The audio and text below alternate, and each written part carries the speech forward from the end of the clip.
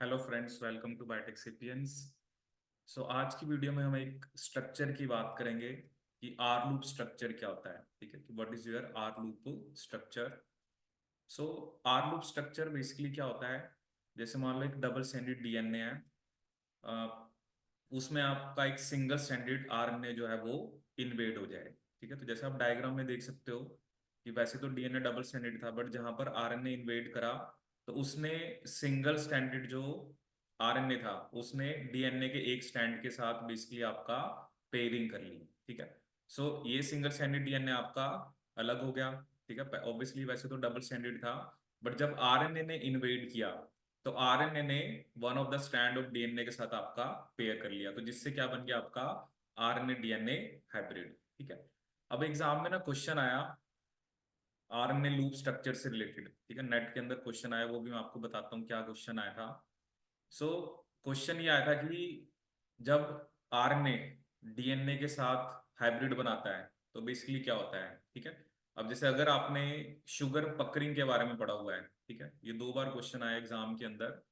देखो शुगर पकरिंग की हम बात करें, ठीक है, अगर हम बात करें शुगर पकरिंग की, जब हमने कंपैरिजन ऑफ डीएनए, जैसे जब हम ए बी जी डीएनए का कंपैरिजन पढ़ते हैं तो उसमें हम शुगर पकरिंग की बात करते हैं कि जो ए डीएनए होता है उसमें होती है आपकी शुगर पकरिंग C3 प्राइम एंडो।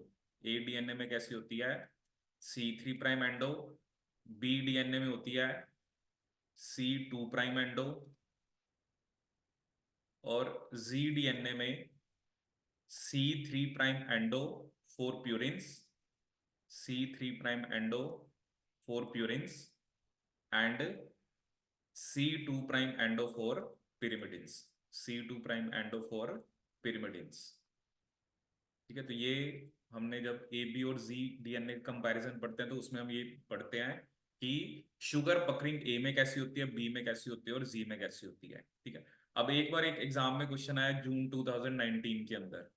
ठीक है, एक क्वेश्चन आया था जून जून 2019 के अंदर।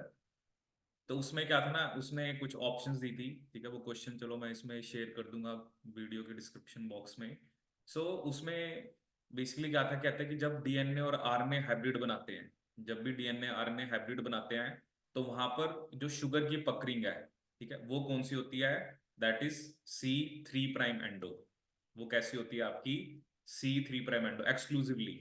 मतलब जब भी डीएनए और आरएनए आपस में बेसिकली आपका पेयर करेंगे तो शुगर पकरिंग कैसी होगी, C3 प्राइम एंडो। ये उसका आंसर था कि डीएनए आरएनए हाइब्रिड की C3 प्राइम एंडो होती है। ठीक है, उसके बाद नेट एग्जाम में एक और क्वेश्चन आया, उसमें उसने कहा कि जब बी डीएनए, ठीक है, उसने स्पेशली बात करी बी डीएनए की। ठीक है, तो वो कहता है कि जब बी डीएनए में आरएनए इन्वेड करता है, जब बी डीएनए में आरएनए आपका इन्वेड करता है तो क्या होता है। तो अब क्या था, बी डीएनए में तो C2 प्राइम एंडो होती है। ठीक है, लेकिन जब आरएनए इन्वेड करेगा, जब आरएनए इन्वेड करेगा तो वो वन ऑफ द स्टैंड के साथ पेयर कर रहा है, वो कैसी हो जाएगी C3 prime endo.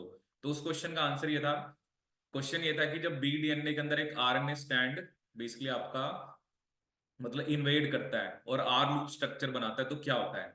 So basically जो सा डीएनए, क्योंकि बी डी अगर ये बी डीएनए है तो इट इज ऑब्वियस कि यहाँ पर जो शुगर की पकड़िंग है वो C2 प्राइम एंडो है। ठीक है, लेकिन मैंने आपको क्या बताया कि जब डीएनए और आरएनए का हाइब्रिड बनता है तो सिर्फ C3 प्राइम एंडो होती है।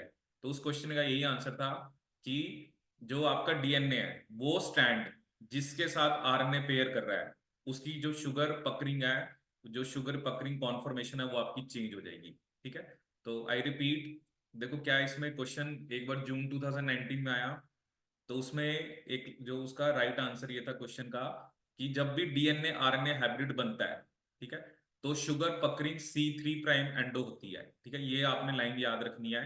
ठीक है, जैसे अब डीएनए में तो अलग अलग है ना, आप ये तो नहीं कह सकते कि सभी डीएनए में सिर्फ C3 प्राइम होती है या C2 प्राइम होती है, इट इज नॉट एक्सक्लूसिव। आपने देखा ए डीएनए में अलग है, बी में अलग है, लेकिन जब भी डीएनए आरएनए का हाइब्रिड बनेगा शुगर की पकरिंग हमेशा आपकी C3 प्राइम एंडो होगी। ठीक है, नेक्स्ट टाइम जब नेट के एग्जाम में क्वेश्चन आया, कहते हैं जब बी डीएनए के अंदर आरएनए के सिंगल स्ट्रैंड ने इन्वेड करा, ठीक है, तो क्या होगा। सो वो स्टैंड, ठीक है, जो तो चलो जो नहीं पेयर कर रहा उसकी पकड़िंग तो वही रहेगी। ठीक है, लेकिन मुझे ये पता है ऑब्वियसली इसकी भी C2 प्राइम एंडो है, इसकी भी C2 प्राइम। ठीक है, क्योंकि ये बी डीएनए है। लेकिन जब डीएनए आरएनए हाइब्रिड बनता है तो C3 प्राइम एंडो, तो इसका मतलब क्या है कि जोन सा स्टैंड के साथ पेयर करा है उसकी जो शुगर पकड़िंग है वो आपकी क्या हो जाएगी, चेंज हो जाएगी। ठीक है, तो ये आप आंसर याद रखना, क्योंकि बी डीएनए में पहले आपको पता होनी चाहिए C2 प्राइम एंड होती है, लेकिन बी डीएनए के साथ जब आरएनए बेसिकली हाइब्रिड बनाएगा तो उसकी शुगर पकड़िंग कैसी होगी आपकी, that will be C3 prime endo. तो जो उनसे स्टैंड के साथ पेयर कर रहा है उसकी शुगर पकड़िंग जो है वो चेंज हो जाएगी। ठीक है, सो ये this is R loop structure.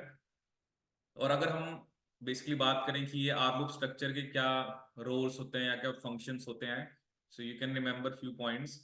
ये जो आर लूप स्ट्रक्चर है ये जीन एक्सप्रेशन को रेगुलेट करने में हेल्प करता है, ये डीएनए और हिस्टोन मॉडिफिकेशंस में इसका रोल है। ठीक है, तो हर एक चीज डिटेल में है इसमें, बट मैंने सिर्फ आपको मेन पॉइंट्स बता रहा हूँ। जनरेशन ऑफ एंटीबॉडी डाइवर्सिटी में इसका रोल है, और DNA replication and genome stability. तो ये जो आर लूप स्ट्रक्चर के कुछ रोल्स या फंक्शंस मैंने यहाँ पर आपके साथ डिस्कस करे। So this is about R loop. ठीक है, तो एग्जाम में क्वेश्चन आ जाता है, तो आर लूप सिंपली आपको पहले ये पता कि आर लूप होता क्या है। ठीक है, और जो मैंने आपको रिलेट करके बताया शुगर पकड़िंग से, क्योंकि एग्जाम में एक दो बार इस पे बेस्ड क्वेश्चन आया।